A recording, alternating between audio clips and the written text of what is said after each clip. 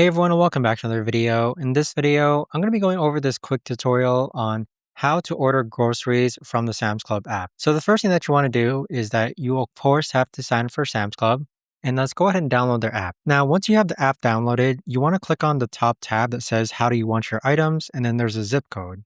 Click on that, and then what we're going to do is click on delivery. Next, click on your address.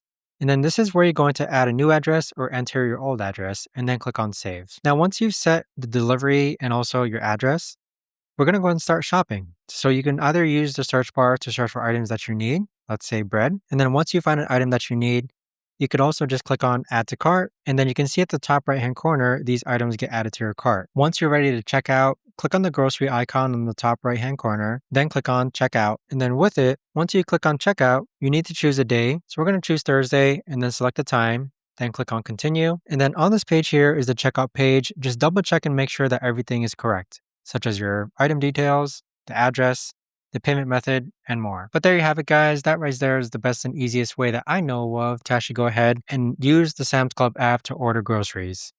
If you guys know of a better or easier way to actually do this, let me know in the comments down below. I would love to know. Thanks so much for watching, everyone, and I'll see you guys all in the next video.